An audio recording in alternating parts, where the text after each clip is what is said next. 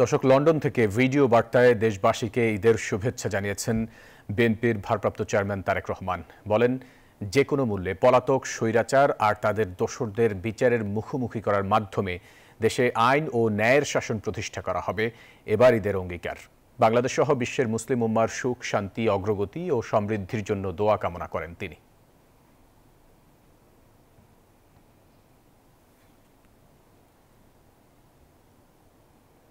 প্রিয় দেশবাসী, ঈদ মোবারক।